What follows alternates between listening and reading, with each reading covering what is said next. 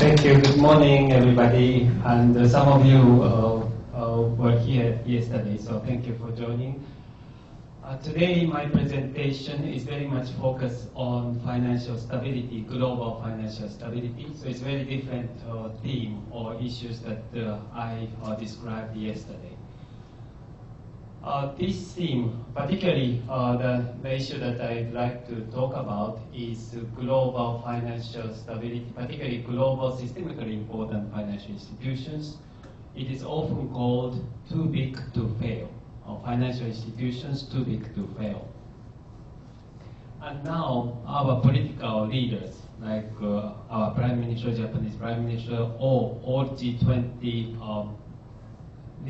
head of state, one of the main concerns of them is this financial stability, and specifically how to manage or control this institution so-called too big to fail, or globally systemically important financial institutions. So I hope that after my presentation you understand in this world there's some group of people who try to address this issue behind the scene. In other words, to make this world stable and safer. My presentation yesterday, I was advised I spoke too much, so today I try to speak shorter, maybe 40 minutes or so, and I appreciate your comments, questions, so that we have more sort of interaction rather than one-side speech. My presentation will compose of 5 parts. And I try to answer 3 questions. First, what are G-SIFIs, global systemically important financial institutions? What are they? And second is, why are G-SIFIs important? And this is the part 1, sort of introduction. And then second, third, fourth, and fifth point is rather how we should deal with this institution, policy measures. So let's start from the first part. What are the G-SIFIs? What are G-SIFIs? So G-SIFIs is the institution, as I said, is too big to fail. Financial institutions, so-called too big to fail, or too complex to fail, or too interlinked to fail in a global scale. And if that companies or financial institutions fail, that could create significant negative impact on the global economy. We did not know that this existence, but after Lehman Brothers failure in September 2008, what happened in the world after Lehman's shock was banks did not trust each other, so banks stopped lending each other, and banks stopped providing credit to the economy. And you might know that banks played a critical role in our economy to provide funding or credit to the world. And because of Lehman's failure, banks or banking system in a global scale did not play its critical role. And after Lehman Brothers failure, as you might have remembered, there's a continuous economic downturn for more than 1 year, and it was a huge problem, economic problem, not only United States, Europe, but around the world, including Japan. So what happened after Lehman's shock is, naturally, financial system was very fragile, and there are plenty of other big financial institutions are in crisis. But government had no choice but to rescue them by providing enormous amount of funding to those institutions. This caused considerable problem because we are living in a free market economy, and one question that we politicians are asking to financial authorities is, why those big institutions are special. If small banks failed, that failure, there is no government support. But if big one failed, government rescued with huge amount of money. This is distortion of economy, and it's also distortion of free market. So government clearly mentioned that we have to do something. And try to understand what this G-SIFI means, with some analogy. I don't know it's really good analogy, but this globally systemically important institution is like a nuclear plant. It's a huge political issue in Japan and around the world. Nuclear plant is very important facilities to provide electricity, so it's a very important role playing in our society or our economy. Globally systemically financial institutions are the same. They are critical role to serve globalized economy. But as nuclear plant broke out, it's a huge mess, huge negative impact on the society. And this SIFIs, so-called systemically important financial institution, is similar. If that institution fails, that's a huge mess on the economy. So therefore, we have to do something. And this globally systemically important institutions issue cannot be resolved by single government. Because those institutions are globally active, so internationally, regulators, financial authorities have to collaborate and find a solution. Therefore, G20 leaders is playing an important role to find a solution with the other international regulators around the world. So let's move to policy response. So I hope that you understand why it's important and what the G-SIF is. And now let's move to policy response. So question here is how we can find a solution, particularly policy solutions to this challenge, existence of globally systemically important financial institutions. Naturally, G20 leaders declared the need for addressing this G-SIFIs challenge in April 2009, so a few months after Lehman crisis. And of course, G20 leaders by themselves cannot find to deal or detail technical issues, so they mandated the so-called Financial Stability Board. This board is composed of leaders of financial authorities, central banks, Ministry of Finance, or international organizations like our organization or other international organizations. And as I'm a member of this FSB, I can provide you direct input or direct resolution from the very first-hand information. And this FSB published recommendation to the G20 how we should address this too big to fail or G-SIFIs issue, November 2010. So let's see what this G20 FSB's recommendations. This part is the most important part of my presentation. First, there are 3 policy measures to address these globally systemically important institutions, SIFIs. First, effective resolution regimes. What does it mean? Resolution regimes means that if companies fail, there is a mechanism to resolve this company, and this mechanism have to make it in an orderly manner. So if those big institutions fail, there is no negative impact on the economy. So there is no disorder to the economy. So if we can find a way that company can fail, company can die without any problem to the economy, that would help this problem. It is often the case that this failure will link with not only single government decision, but have to be coordinated with other government decisions. So coordination is critically important. So this is the first policy measures, resolution issue. Second issue is so-called higher loss absorbency.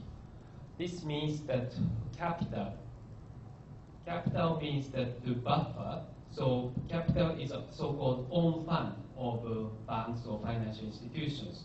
So if they have additional capital, additional buffer, that would reduce the probability of failure.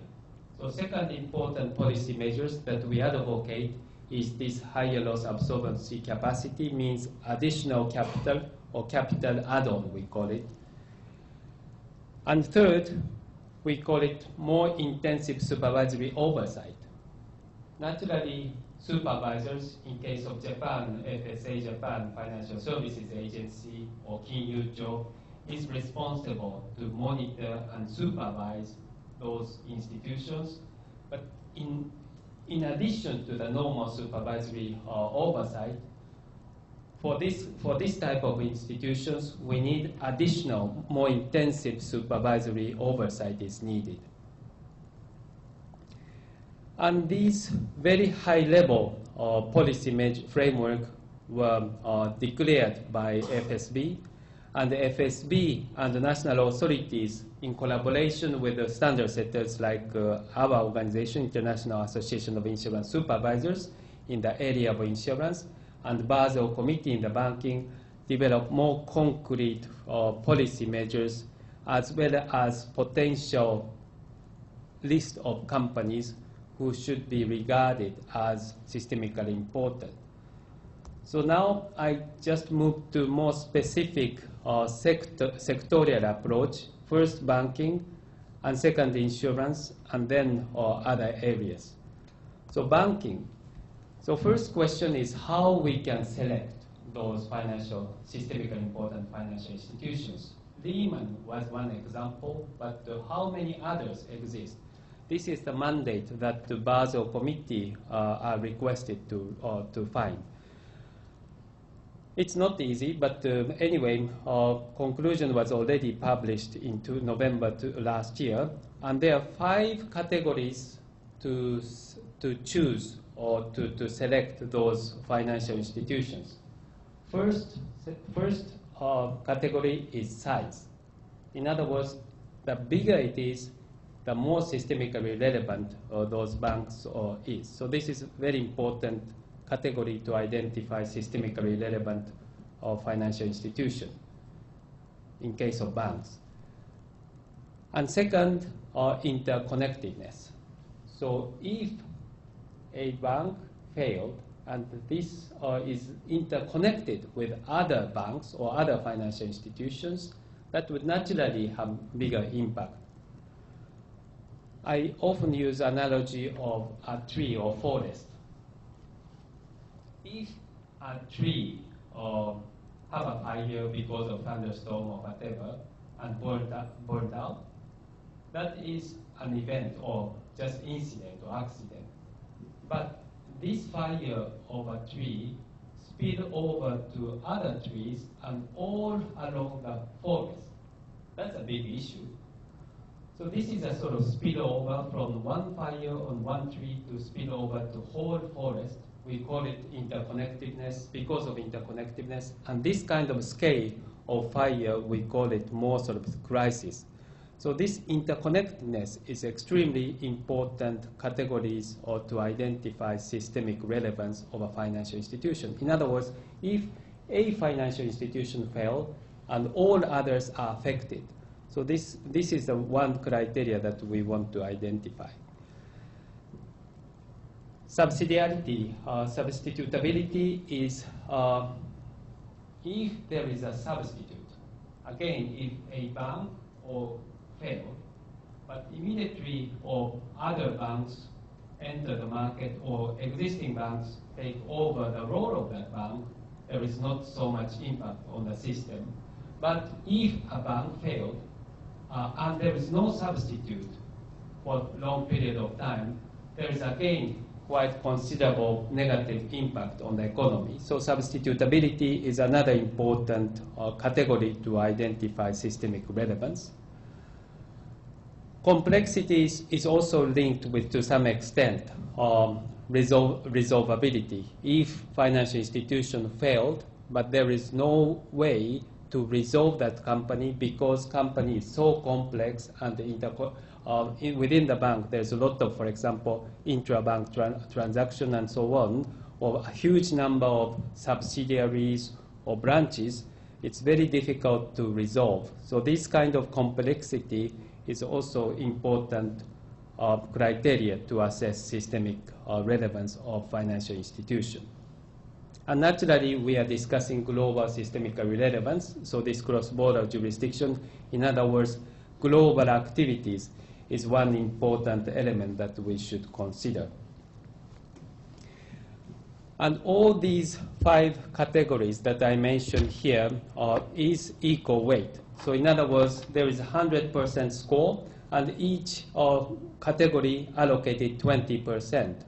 So, and then we just collect data from banks, and then based on those data, we assess banks' systemic relevance from top to, in case of banking, we collect 70-some banks, so from top to 70-some rank in accordance with systemic relevance. And finally, 29 global SIFs. SIFs means global systemically important banks identified last year, November. And in case of Japan, there are 3 banks included in this list: Mizuho Bank, Tokyo Mitsubishi UFJ, and Mitsui Sumitomo are in the list. But naturally, there are plenty of other banks in the world who are in the list. So second question is, those 29 globally systemically relevant banks, what kind of policy measures, how we can address those problems? As I mentioned, 3 requirements. First, resolution regimes, enhanced resolution regimes. Second, higher loss absorbency and intense supervision. By the way, those measures there are 2 objectives. There are 3 requirements, but 2 objectives. One is to reduce the probability of failure. In other words, if those banks do not fail, that's safer. Second, reduce the impact of failure. So even those banks fail, but impact on the economy is not significant, but also better. So reduce the probability and reduce the impact are important policy aims of those 3 requirements. So anyway, first let's talk about higher loss absorbency. Anyway, more simply put, this is additional capital requirement. And you might know that in the banking world, there is an internationally agreed capital requirements. In other words, around the world, all banks, particularly internationally active banks, have the same rules applied to the capital requirement. So simply put, additional capital requirement means that in case of those systemically relevant financial institutions, they have to put additional capital on the already required capital. So for example, if normal capital requirement is 100, they should put additional 10 or 20 or 30% more. So this is a requirement that the globally systemically relevant financial institution should comply with. Enhanced resolution regimes. That means that often it is called living will. Will means that, as you know, normal means of living will or will means that people before dying, they prepare agreement or just the future agreement, how their asset will be allocated to their family and so on. So this is the meaning of will. But this will is similar, but of course it's a context of financial institutions. So financial institutions must prepare living will. That means that if, assuming that they are going to die or they are going to fail, how they allocate their assets and how make it resolve afterwards. So who will own the rest of the asset and so on. So this is also very important. As I said, if everything is clear and orderly die or resolve, they would avoid systemic impact on the economy, and they would very likely they would be able to be resolved without government support or government rescue package. So those are very important elements. So all financial institutions, 29 or globally systemically important institutions, now are drafting so-called living will. So they are working hard. By the end of this December, they should prepare this living will. And third, intensive supervision. So as I mentioned, it's every bank, every financial, so in principle, every financial institution should be regulated by regulator. But in case of these systemically relevant institutions, they need something in addition. More intensive supervision is needed. For example, you might know that companies are governed by so-called management and board of directors. And important role of management and board of directors, or Torishimari Yakai, is to make a future strategy or what kind of direction the company would move. And also organize structure of the company. That's a very important role of the head of the financial institutions or any institutions. And in the past, and still, it's quite uncommon, it's not so common that regulators intervene companies' strategy or their structure. Because, as you can imagine, this is essentially companies' role to discuss and develop companies' future strategy or direction. But in case of this kind of companies, systemically important companies, we advocate that regulators should oversee, at least monitor companies' strategy or future structure. And in case companies' strategy is very optimistic or extremely optimistic, it's a role of regulators to intervene and try to persuade companies to address this kind of strategy. This is a very new approach for regulators. Formally, regulators' role is to look at the past data or the current operation and try to correct companies' attitudes. But now, if we only look at the past or present, we cannot address the future. But always something happens in the future, so we regulators try to be more proactive and to see in the future, and therefore this kind of intensive supervision on the area of governance is very important issues. Let's see other areas. So this is in principle the banking side. And also in addition to this kind of intensive supervision of governance, there is also issue of selection of management. Who will be, for example, chief risk officer of the company? So it's a head of risk management of the company. Usually it's a board member. Formally, it's up to companies or financial institutions who will be head of the risk management. But now this type of companies, regulators monitor and just check if it is appropriate. And it's public information, so I could say that in case of Deutsche Bank last year, chief officer's candidate was not approved by financial authority in Germany.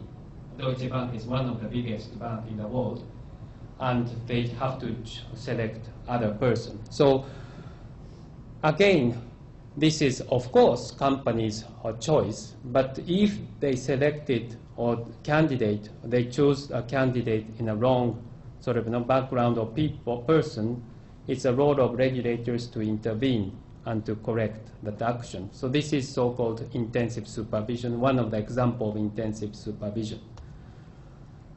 So let's move to insurance. So insurance is one of the financial sector, but different from banks. So naturally, our approach, and I'm a head of insurance international organization. So this area is particularly I myself and my colleague developed in this area, and our selection category or this risk assessment category is similar to the bank but different, because our conviction is insurance systemic relevance is not coming from insurance industry as such.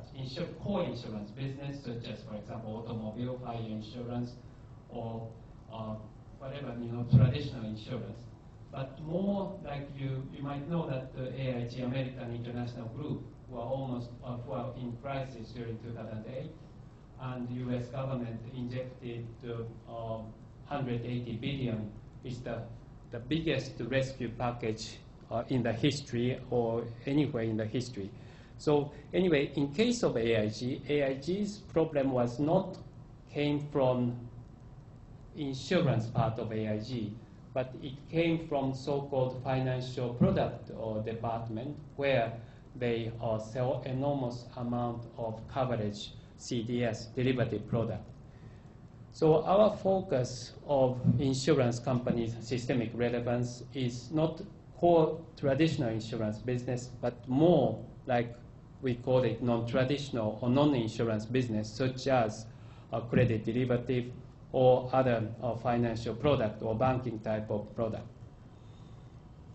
So we chose 5 criteria, which is similar, very similar to banking criteria, but the biggest difference is this non-traditional, non-insurance activities. We call it NTNI, is one of the most, or the most important category to select systemic relevance of insurance companies. And interconnectedness is again also very important criteria we regard. So otherwise it's the same as banking categories. But and also we put it NTNI much more weight than other categories. So NTNI and interconnectedness we put 70 to 90% of weight. So those 2 categories is dominant in assessment of systemic relevance. Naturally, size, substitutability, and international activities we put some weight, but much smaller weight than NTNI and interconnectedness. And we are just developing a so-called list of possible companies who should be regarded, who will be regarded as systemically important financial institutions. And like banking case, banks do not like it, or to be nominated as systemically relevant financial institutions, because they're much more constrained, or they have to put additional capital, so create some constraint of capital allocation, and they have to follow much more strict regulation, and they have to prepare recovery and resolution plan. But I'm totally convinced that this is needed, or this is our role, regulators' role, that we have to impose on. As I said, if those companies failed, economy will be a completely mess, not only single country, but around the world. So we should do all possible feasible policy measures that we can take on.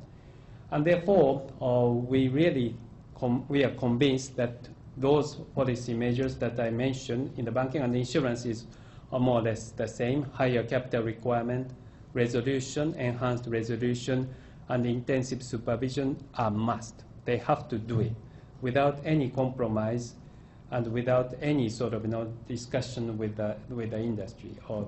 So even they are very much against. In case of higher loss absorbency of insurance part, one difference between banking and insurance is insurance part, we still do not have internationally agreed capital requirements. So some insurance companies say that if we put something add-on based on national regime, that would create unlevel playing field. That means that the national capital requirement is different by country, and if we put some percentage add-on based on national requirement, the requirement is very different by country. To some extent, it's true, but on the other hand, as I said, buffer is helpful as to reduce the probability of failure. So I still think that that is needed, but we are now internally, insurance regulators, discussing how we can address this unlevel playing field. So anyway, we decided to put the capital add-on, but how we put capital add-on is still on the table. Enhanced resolution issue is very similar to the banking approach. So all the systemically important insurance companies have to prepare living will and make it ready to be resolvable. And intensive supervision, in case of insurance, insurance companies' operation, particularly internationally active insurance companies' operation, is still based on entity basis. So of course, each country has its own authority or responsibility to supervise each entity. But at the same time, internationally active group as totality, we have to monitor and oversee that company's operation.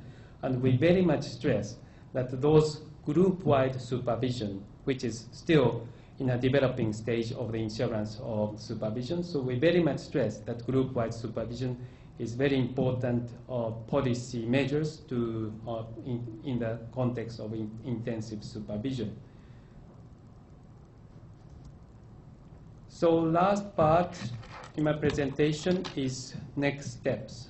So now I described banking, insurance, current policy measures and development of policy measures.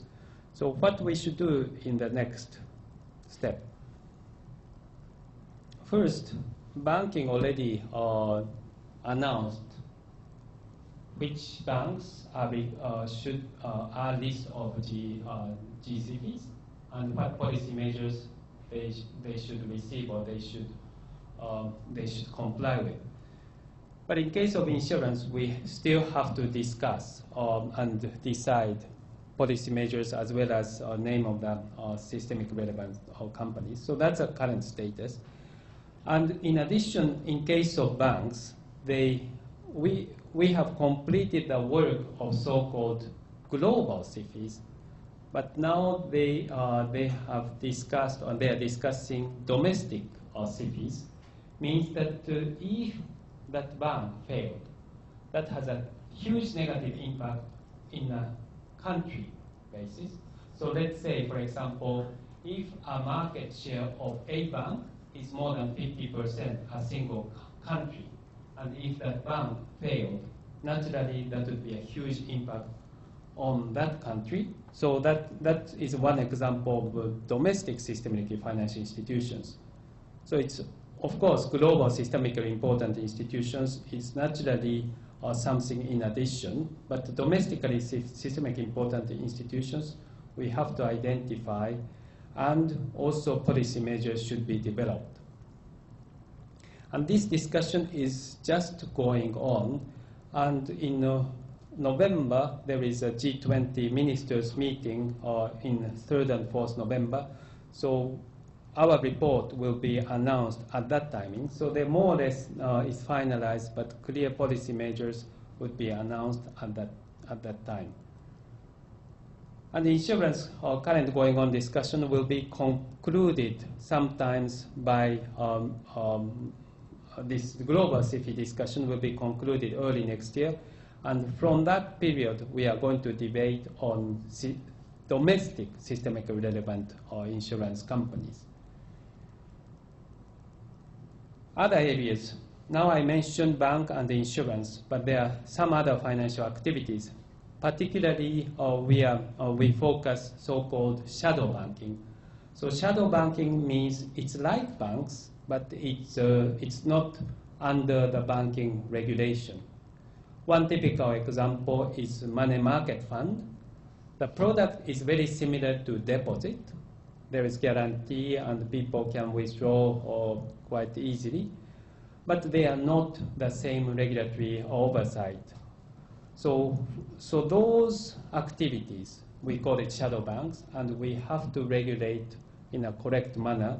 Otherwise, what would happen is financial institutions shift their activities from banks to shadow banking, and they have less regulation and they have more activities. So in total, as a system, the financial system is weaker. So in other words, there is a gap. There is a gap in the financial system, and we definitely have to address or avoid or fill in those gaps. So shadow banking, now we are developing policy measures. It does not necessarily limit to global systemically relevant shadow banking, but the general policy measures we are now developing. And again, this will be concluded in November G20 ministers meeting. And assessment in the context of systemic relevance or methodology will be developed next year. So, Professor, I just stop here.